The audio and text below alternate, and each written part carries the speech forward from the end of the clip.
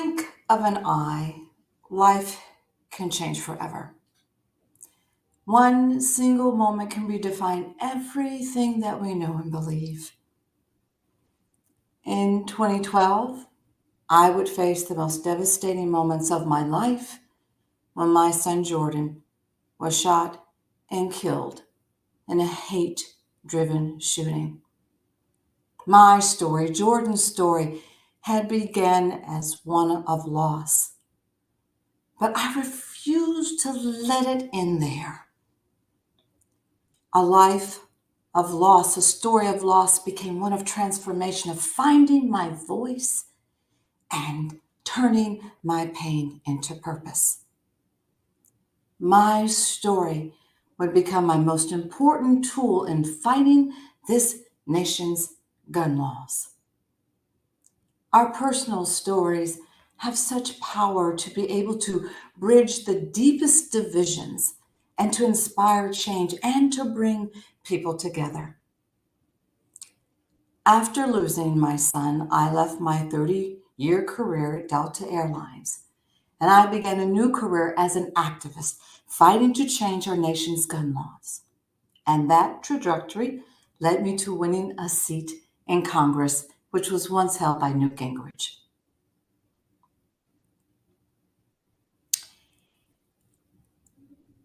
I just have to say, though, that everything that I have done, there was nothing more important to me than being a mother. It all began with me just wanting to simply be a mother. As a flight attendant, I had the ability to be able to manipulate my schedule in such a way that I could be home for my son every single night. And I have to be honest, that dealing with all those drunk passengers on the aircraft prepared me far better for a career in Congress than it ever should have. But during the Great Recession, Jordan and I had to find fun activities that we could do that would not break my budget. So we spent a lot of time in our local skating rink where you could get pizza for $1 a slice.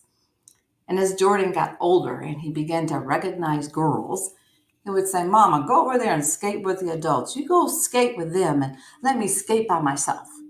And so off he would go, trying to be so cool and so suave. And I would run up to him and I'm like, "Oh, Jordan, my baby. I love you, oh, my baby." And he would do everything that he could to get away from his crazy mama. Jordan and I had just such a special bond. And it would be these intimate moments of our former life that would fuel my new journey to Congress. A decade ago, Jordan was with his father in Jacksonville, Florida for Thanksgiving. And it was Black Friday, the day after Thanksgiving, and Jordan was so excited because he was going to go shopping with his boys.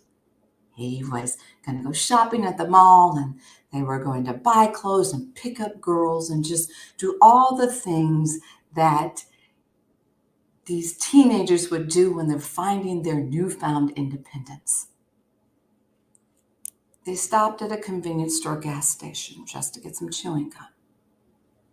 And Jordan was in the back seat of the car, and a man pulls up next to them on the passenger side. He starts complaining about their loud music. And he starts a verbal altercation with them, claiming that he couldn't hear himself think and they needed to turn down their thug music. He called them gang bangers and thugs. And in those 3.5 minutes, that man pulled a gun out of his glove box and he shot 10 rounds into that car. 3 of those rounds hitting and killing my only son. And that's when I got the phone call. The phone call that is the worst nightmare of every parent. And I remember Jordan's father telling me that Jordan had been shot, and my whole world went black. I had defined my whole life as being Jordan's mom, and in that single moment, being Jordan's mom would take on entirely new meaning for me. Grief, it traps you in the prison of your own despair, and if we let grief take control, we risk losing not only our present but our future as well. If I had succumbed to that loss, I would be enduring not only one tragedy but two. So I made a decision. I made the decision that Jordan's legacy would not be one of loss, but one of hope. I chose to channel my pain into purpose. So I began my second career as an activist for Moms Demand Action for Gun Sense in America and Everytown for Gun Safety, while learning the unmistakable truth that every single one of us is at risk to falling victim to gun violence. We all remember, just a little over 5 months ago, a woman was killed and 4 others were injured just visiting the doctor's office only about 3.5 blocks from here in Midtown Atlanta. And a year ago, 2 were killed and 3 were injured just down the street.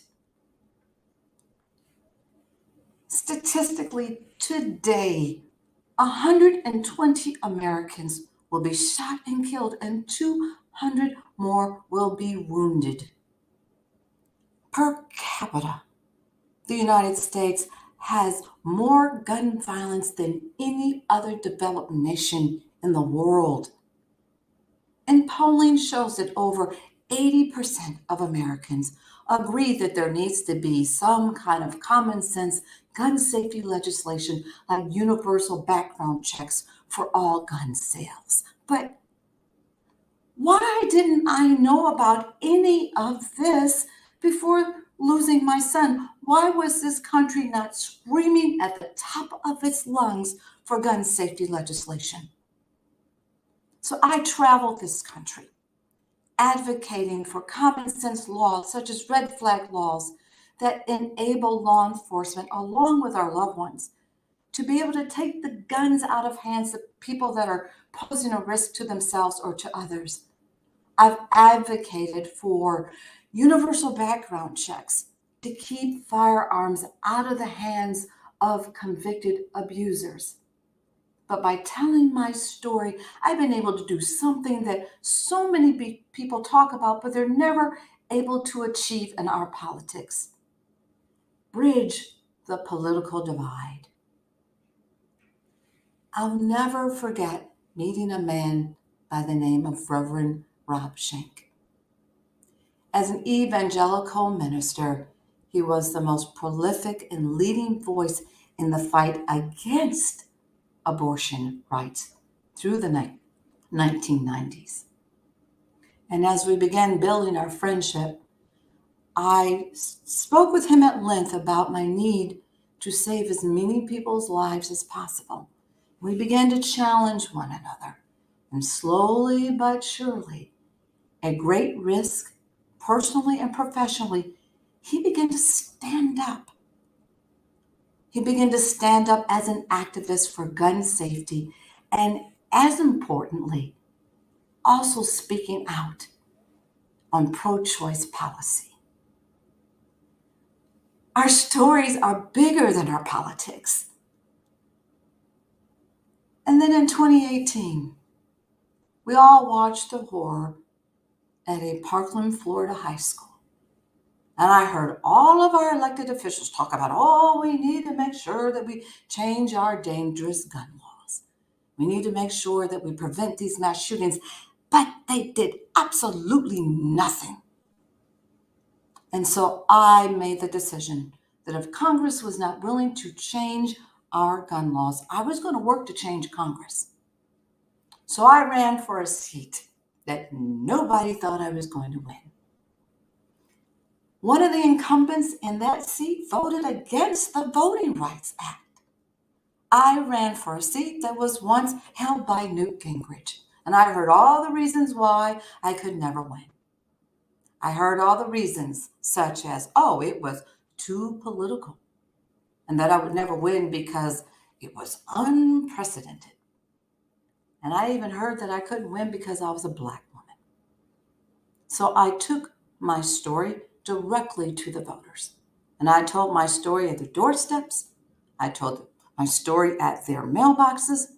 And I told my story by their telephones. And I won that election by 1% of the vote. And in Congress, I've heard all the stories of why we can't address gun safety. They're pretty much the same reasons why people told me I would never win my election.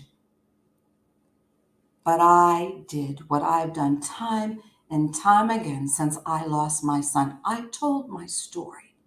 But in Congress, I told my story to my colleagues on both sides of the aisle. To date, I have passed legislation such as red flag laws. I've supported legislation such as background checks for all gun sales. And yes, I even had a hand in helping to encourage this administration to create an Office of Gun Violence Prevention. Telling my story has helped me find meaning in my life again after losing my son Jordan. It's helped me find a way to Congress and to pass meaningful gun safety legislation. The power of our stories is universal, and it lies within each and every one of us. Never, ever be afraid to tell yours.